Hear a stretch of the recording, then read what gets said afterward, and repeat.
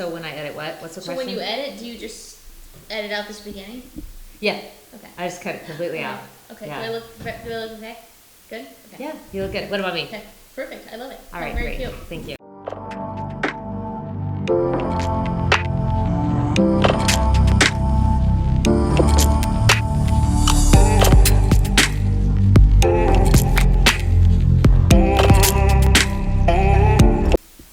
Hi, welcome back to Table Talk with Kristy Harris. Here with me, I've invited her to come over to my house. There's no tasting room as of yet, No but I tasting have yet. Yep. Bonifacia Wines, and it's Anna Bassett. Yep, that's right. How you doing? Good. How about you? Thanks for Good. having me. You're welcome. Yeah. You're welcome. So where'd you come down from today? So I live in Windsor, so I drove down from there, Mm-hmm. and figured let's do the podcast. Yeah. Yeah. Nice. Thank you. You brought gifts. People can see all these nice wines we have here. So what am I drinking right now? Yeah, so I figured that since, it's a little bit foggy outside, a little bit moody weather, we'd have a red. Mm-hmm. And cheers. Cheers. Thanks for having Thank me. you. Oh, wow. It's Yeah. good. So this is a Teroldego, and it's a 2020 wine. So I've got 3 wines that I brought. The other 2, you can enjoy later. For Oh, yeah. guests. We'll pair them with the recipe. Yeah, but I brought the 2019 Zin, the 2020 Chenin Blanc, and then this is the 2020 Teroldego. Great. Yeah, so it's grown right here in Clarksburg. Okay. Mm-hmm.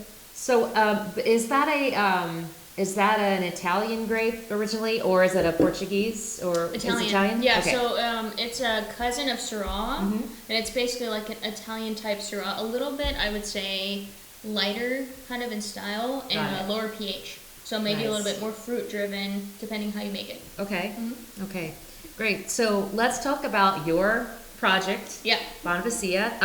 How did you come up with that name? So it's a little bit tricky to pronounce. It's actually Bonifacia Wines. Bonifacia. Yeah, but See- everybody, whatever works for people. If they Uh-huh. want to say that, that's fine. Were you like, But- when I introduced you, you were like, I just started laughing. I was like, there you go. But yeah, so no, thank you for correcting me, No, that's fine. because Yeah. we could have gone people the get whole it wrong all the podcast. time. It's not a big So deal. what is it Yeah. again? Bonifacia. Bonifacia. Mm-hmm. Like focaccia. Exactly. Okay. Yeah. It's got the Italian vibe at the end. Okay. So would you ask me how did I? How think did of it? you come up with the name? Okay, so really, it's very difficult to think of a company name. It's Right. like you start 2 years in advance. You're like making the wines. You're like everything's gonna roll out, but I need to do all the TTV labeling, all the colas, like all the, I need labels. Mm-hmm. Right. So basically, my mom and I were going back and forth, and we're like, Anna Bassett Wines, no, doesn't sound right. Like Bassett, no, it just Okay. didn't go. But we wanted kind of like a family name. Mm-hmm. So my mom's brother, his name was Bonifacio, and he was really into outdoors and nature and lifestyle, like, living life outside. He's passed away since. Okay. But Bonifacia is the feminine version of Bonifacio. Okay. So that's kind of how So we that's got where the name came yeah, from. so that's Okay. the name, yeah. That's and it's, great. It's definitely not a common name, Mhm. so we thought it would stand out really well, in the wine community. Yeah, So, yeah, Mhm. definitely. And it is hard to pronounce at first, but but you If you got think- it now. Now, once you hear it, you'll never forget it. right. You know what I mean? Yeah. So, Yeah. Just think of focaccia. exactly. Okay.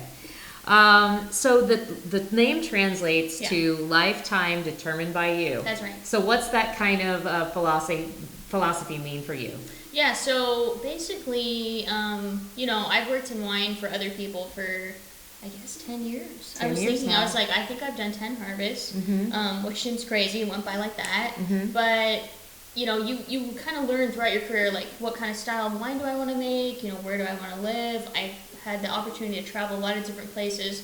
So I figured launching Bonifacia Wines is kind of like my way of, creating my own lifestyle, creating my own wine brand. Right. And it kind of just circled back with that family name. It's very family focused. We use family-owned vineyards for all of our fruit source. Mhm.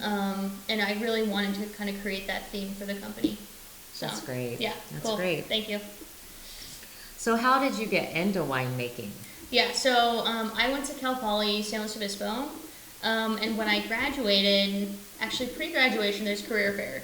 So, tons of people are there, food companies, chocolate people, Ghirardelli. Like, I really wanted to do chocolate R&D.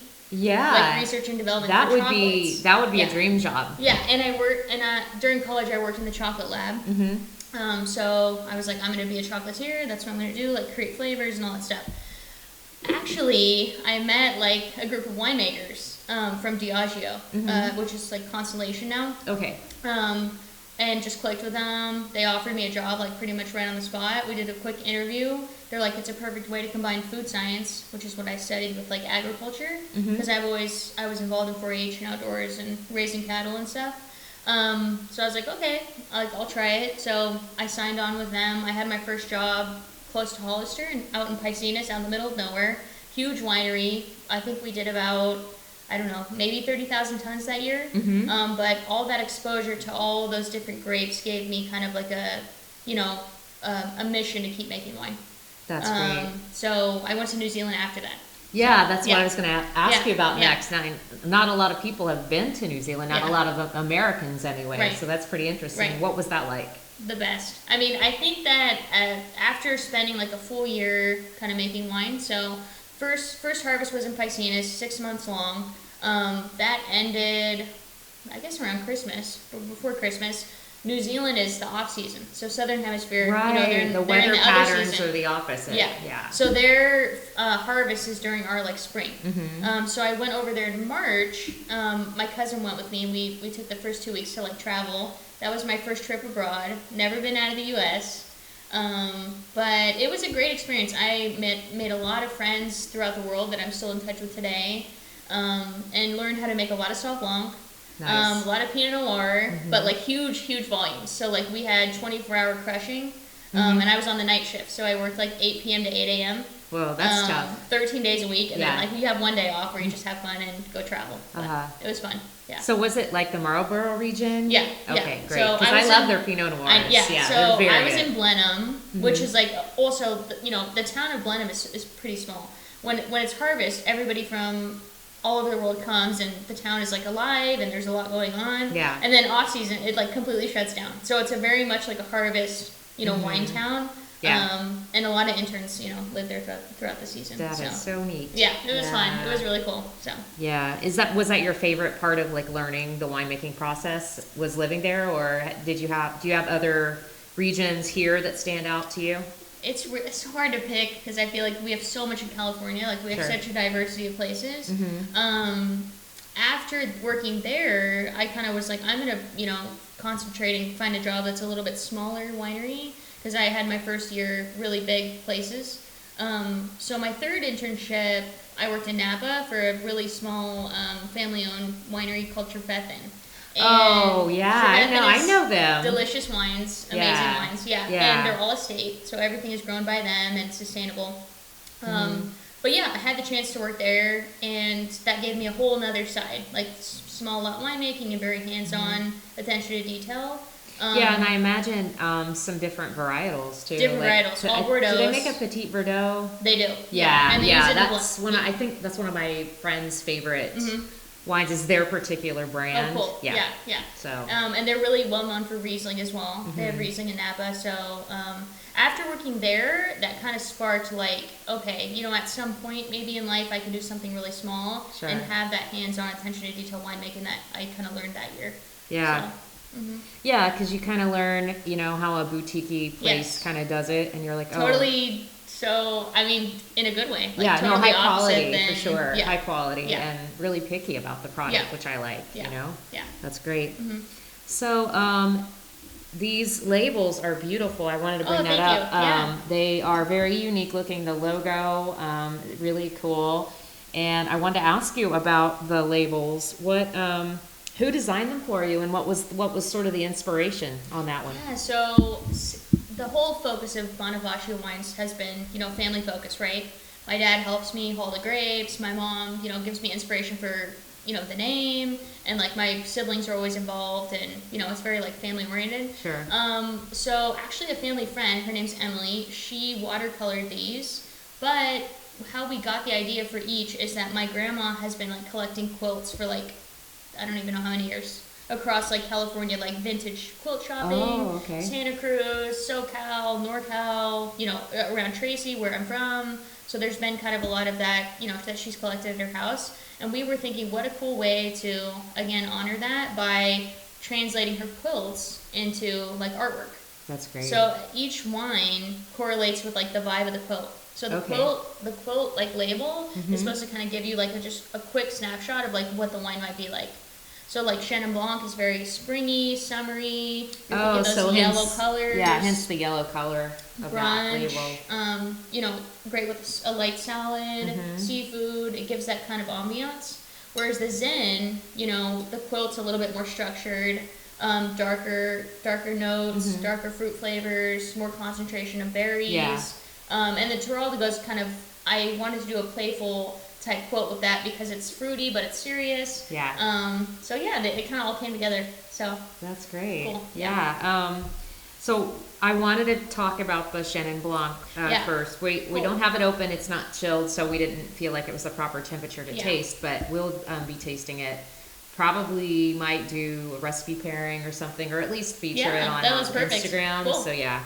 But Chenin Blanc, Clarksburg Chenin Blanc, more specifically, it's like the up-and-coming region for Chenin Blanc. Is that correct? Yeah? Yeah. Tell me a little bit about Chenin and why you choose to make that wine. Yeah, so this is the, you know, I've never made Chenin Blanc at any of my jobs. So that was kind of something that I was like, that could be fun. I don't know much about it. You know, making it on your own, you definitely learn a ton about it really fast. For sure. Because you want to make it the best you can. So what I like about Chenin Blanc is it's kind of a cool, I would say a lot of times it could be a combo between Sauv Blanc and Chardonnay for people. So like maybe people like something with texture, but they also want that refreshing acidity. Sure. I say Chenin Blanc is kind of that perfect sweet spot. And Clarksburg is such a great area for it because they have very fertile soils, very flat. The vineyard source, the Herringers, they've been farming here for years. Yeah. And they're 100% sustainable. So everything they do is, you know, contributing to the ecosystem of the vineyard. But their Chenin Blanc specifically, you know, it has perfect, you know, the sun shines on it. I don't even know how many days a year, but, you know, their team knows more about that than me. It gets a lot of sun. But yeah, a lot of sun, and it's easy for them to kind of like, you know, prune and get the right exposure. And just, you know, the climate, they have a little bit of a delta breeze coming, so it's not too hot. Yeah, and so it gets super cool at night, right? Yeah, so all those things together, you know, kind of create the flavor and the acidity and texture that's in this wine. Yeah, it's really, like I said, it's more and more becoming well known as the region. A lot of people are buying it from this area and then, you know, making a white blend or doing Sauv Blanc, Chardonnay, Gewurz blend. Like, so there's a lot of fun kind of stuff with it. So very versatile grape. That's awesome. Yeah. Is it a fairly easy wine to make? What was kind of interesting with the whites is like, I feel like, okay, after fermentation, for a white, you're almost like, you know exactly what you got, but don't lose it. Because you can easily, you know, say you skip a week of topping, like too much exposure to air can kind of like maybe diminish some of those exciting fruit flavors that you captured. Yeah, and over time, you know, it changes a bit. Whereas red, you're almost waiting for the oxygen. You're waiting for the barrel age to kind of like bring out notes. So it's almost like, I think of it as like reverse. It's like the white's like, all right, we're finished, we're sulfured, it's finished, you know, in barrel or tank. In this case, we did stainless steel 100% to keep it refreshing. But yeah, it was more of a challenge to me to keep that refreshing up and make sure, don't lose it, bottle it at the right time. Don't wait too long to bottle, or else it becomes a little bit maybe flat, and I wanted that like vibrancy. Yeah. So, yeah. Well, that's cool. Yeah. I'm such a wine geek. I just got my level 2 certification. Oh, cool. Okay. So it's neat to hear these backstories. Is that through WSET? Yeah. Okay, nice. Yeah. Yeah, and I say WSET, like, I'm such an idiot. I don't even know what to I don't know if that's right either. I just say WSET. WSET, that's cool. That actually sounds like, I don't know. Official, legit. No, it sounded official from you because you actually are a winemaker. That's why it sounded cool to me. Okay, so going down the line. Cool. We are with our Old Vine Zin, and you are sourcing this Zin from the right place. Shenandoah Valley AVA. Yep.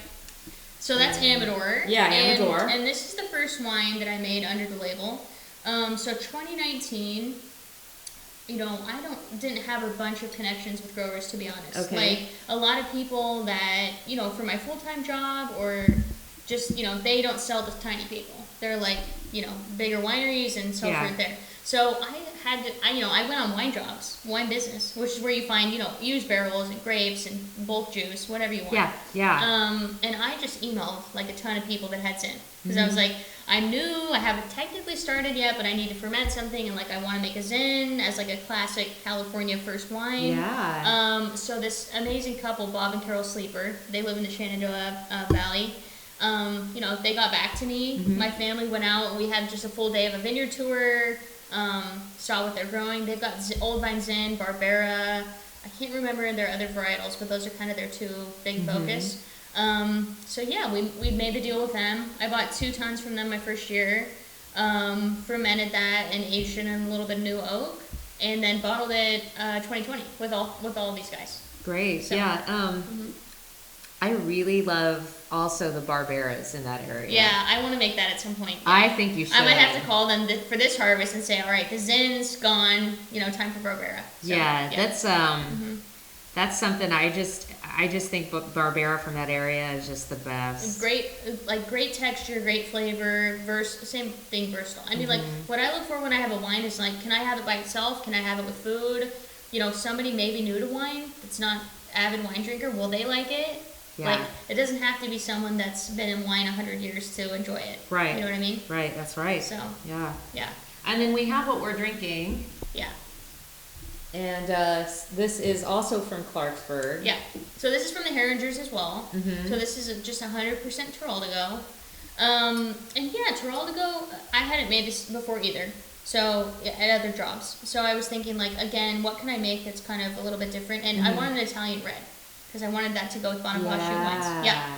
So, I was kind of, they have a lot available. Like, they have a lot of different red grapes that they've had planted. Yeah. But Teroldego kind of caught my eye. I did a little bit of research about it. There's only a few plantings in California, like, at all. And the clusters are amazing. They're probably the longest clusters ever. Wow. They're like this long. It's crazy. They're like really long and just like skinny. But it's great flavor and delicious. Yeah. I think we need a wine calendar of like the different shots of grapes. That's a good idea. A little little segment comparison of size. Yeah, like a paragraph on the characteristics of the grape, the color. What the leaves look like. Because I always think it's beautiful in the harvest time, like when you see the leaves turn. Right. Because the leaves are different on these grapes. That's a lot of times something I learned at Trefethen actually is like when you're out sampling, we're out there testing, we're grabbing clusters to check bricks to see when we're going to pick. Sometimes you're in a vineyard and nothing's labeled. Like no rows are labeled and you're like brand new to wine. You're like, where am I? But you can tell by the leaves. Yeah. Because Bordeaux has a very specific, they have the little eyes and, very sharp, jagged edges. Just, something that you can tell. So. Yeah. And sometimes you're in a marijuana yard and you're like, wait, this isn't great. I'm just kidding. So I really have liked everything. I want to reiterate this wine is very food friendly. And I'm like thinking of lasagna and things. Yeah, so what do you think of it? A little bit of fruit. I really like it. I'm getting some cranberry.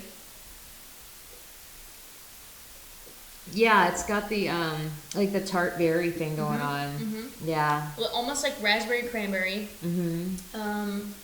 This has no new oak, so this is complete neutral. So I made Teroldego for 2021. Right. So I wanted to have like a vertical of that. With 2021s, I'm playing around with a little bit more oak just to create a little more bit structure. Yeah, a little bit more texture. Got it. Maybe a little bit bigger. People say bigger wine. Right. But this, I totally just kind of wanted fruit notes to show. So, I'm excited about it. So. I think it is definitely a Purple Teeth Club wine. Oh yeah, I know. So. Yeah, and whenever I spill this at home, I'm like wiping it up. Yeah, I know. The color's crazy. Stain. The color's crazy. Yeah. So this, when we were making the wine in the cellar, we use a barrel filling is stainless steel, but we clean it with chemicals and it goes through acid wash and neutralizes and everything. But when we barrel this down, it had like stained one of the kegs. So I thought that was so funny because the Zin did not do that like other reds. So this is just a very aggressive, angry type it's of almost grape. like kind of, you said Petit Verdot, Petit Verdot, Petit Syrah. Those are like so concentrated in color.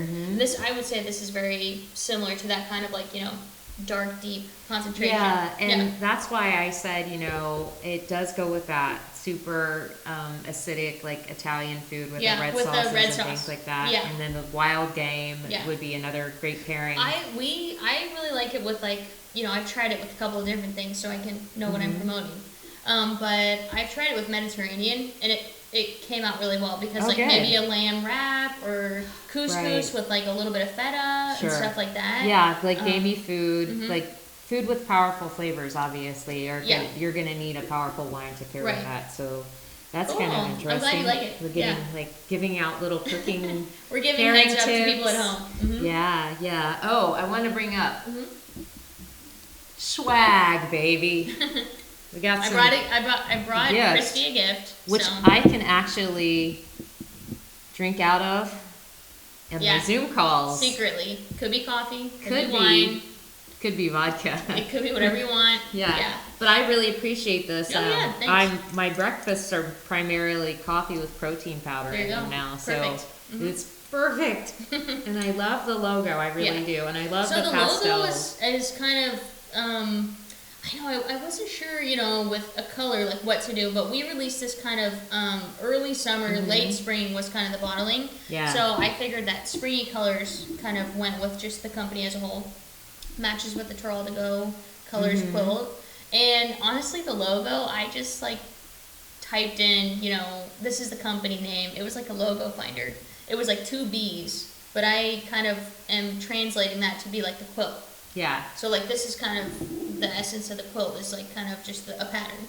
Sure. So, yeah. Yeah. And where did you get the font? Was that a hand drawn thing? The font was on the logo thing. Oh, okay. So I kind of liked it. Yeah. And when I took it to Emily, who designed the labels, I said, maybe we can keep this in this structure. The rest of the label can be a little bit more playful and kind of artistic. Yeah. But I want the name to be focused. Yeah. I don't want people to get lost in the name with all the pattern. Right, and I like the look of the logo because it's kind of Art Deco looking, and that's kind of my favorite era. Yeah.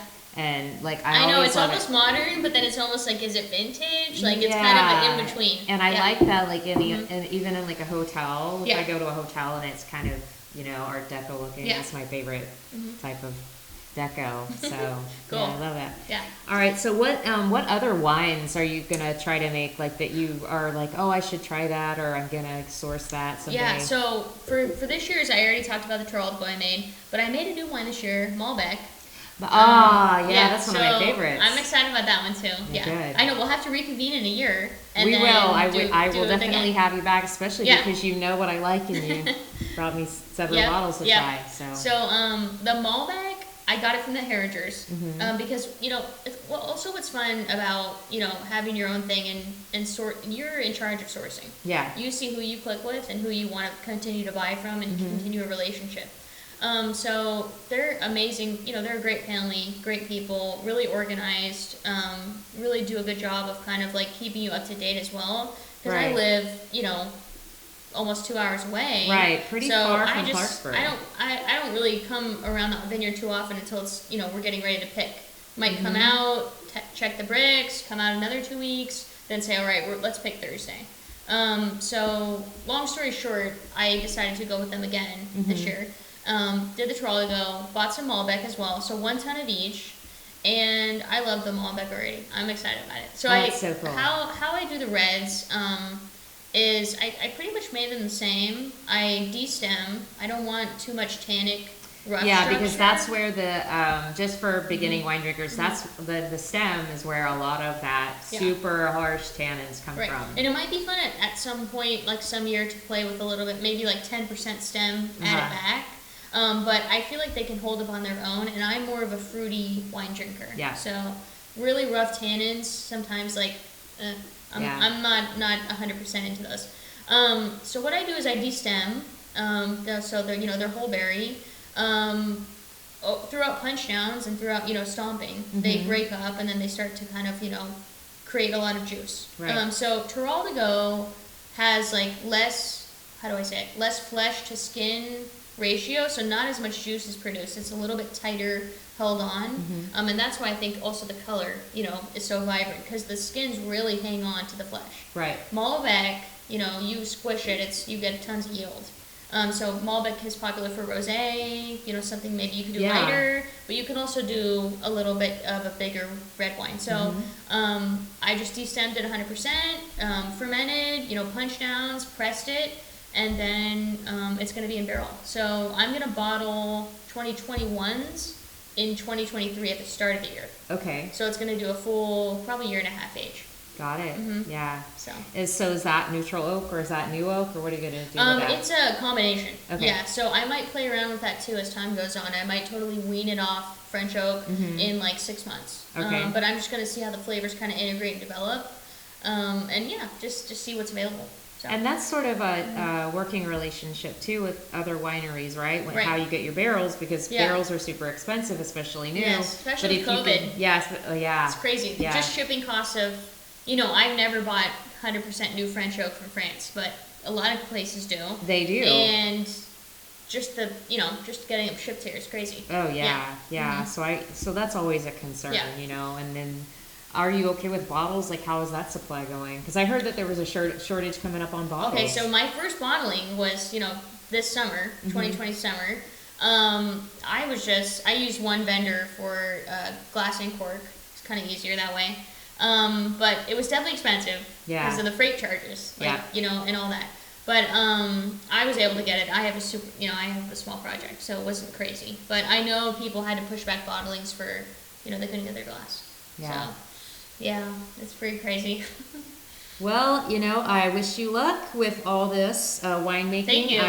It's so cool. You do work full time for a place. But, I do. But you got this going on the side, and I'm hoping it takes off for you. Yeah, thank you so much. And can people buy swag if they go to your website? Yeah, people can buy. So I've got a couple tote bags on there. Yeah. I've got a few mugs.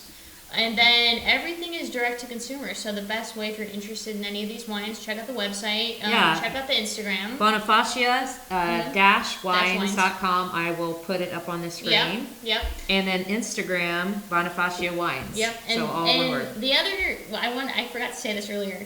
The cool thing about the name is like none of the handles were taken. So I was like, it's pretty unique. Yeah. It's unique name. So. I thought it was a perfect kind of like last, sign to make that the name, because nobody had Bonifacia Wines. Right. But yeah, everything's online, so you can check out the web and go from there. So with that being said, cheers, check guys. out the wines. Cheers. Thanks, Kristy. Thanks for coming on my show. No problem. If you liked this, please click like below, and if you want to see more wine shows like this, more crazy table talk, consider subscribing. Thanks, guys. Bye. Thank you, guys.